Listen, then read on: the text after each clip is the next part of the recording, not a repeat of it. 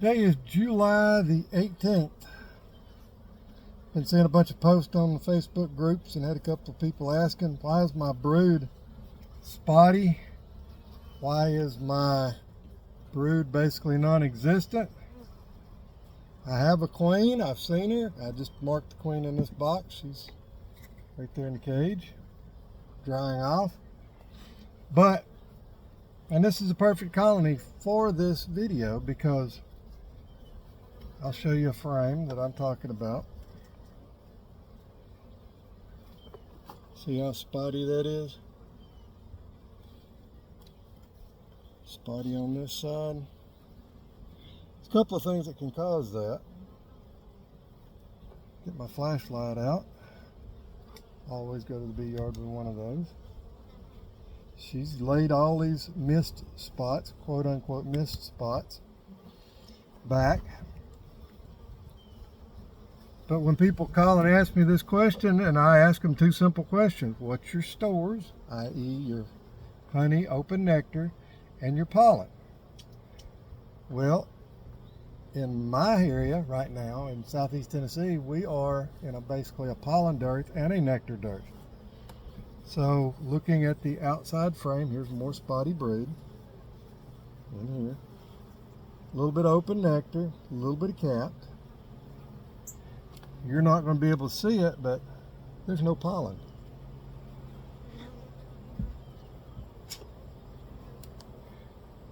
And for those that don't know, which you should know, if you're an experienced beekeeper, a beginning beekeeper, you should know too, because somebody should have taught you, that without pollen they cannot raise brood. Another frame. Brood, a little bit of younger larva that's not been capped, honey, a little bit of nectar, a little bit of honey. 1, 2, 3, 4, 5, 6, 7 possible half frames or half cells of pollen. There's 1, 2, 3. 3 cells that are not completely full of pollen.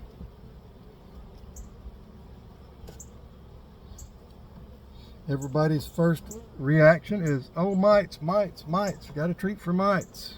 I don't care about mites. I mean, there's capped honey. Not a thing on this side. Another thing you don't see is a bunch of hive beetles. Genetics. Queen either shuts down or follows the flow and throttles back her brood production. It could be viruses, bacteria. I'm not seeing any indicators of that. I mean, the larvae that you do see, which you can't see, are beautifully pearly white. I mean, there's like 5 or 10 cells of pollen. And your typical frame should have honey on the outside right next to the top bar, a little band of pollen, and then brood in the center. There's maybe 1, 2, 12, 13 on this side. And they're not full cells of pollen either. And let's look at the frame that's sitting on the outside.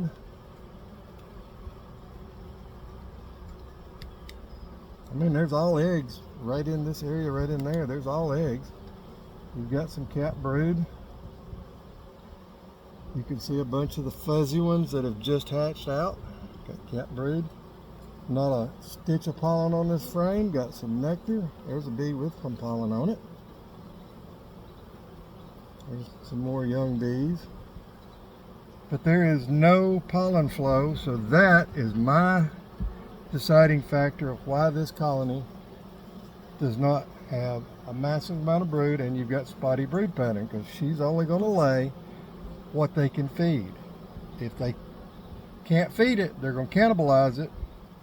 Sometimes, now if I'm seeing open cells with what people think is ball brood, that's just, you don't see any damage from wax moth. They say that's lesser wax moth tunneling under. It's actually they're opening the cap because they sense something is wrong underneath. They're opening it, checking the larva, they'll cap it. I read this the other day, they can open and cap that back 15, 17 times. I'm gonna go ahead and let the queen loose. Voila, she's back in the colony. Bunch of different things can affect the brood laying of the colony. You got to think of time of year, your flows. I've got a young bee inside my veil. Little young girl, well, she just fell to the ground. She is quite fuzzy, so I'm gonna pick her up, but she ain't gonna have a clue where to go back to. But that would be it for this one. If you see disease, that's going to give you the other, oh, wrong lid.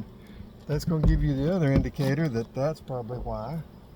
Then you might want to, if you decide to do the treatment, you can treat or go whichever route you want to go. But that's basically it. Pollen dearth here means she's not going to raise any brood. What I'm going to do, and I've been thinking about doing it, I'm actually going to, is set out my pollen feeder as an 8-frame colony, or 8-frame box, bottom board and lid, throw pollen sub in it and let them forage it. That puts everybody back to work because they think there's a pollen flow so they can build up. I don't really want to do a lot of it because I don't want a big build up, then they're going to just roll through what honey they have, because we typically have a crap fall flow.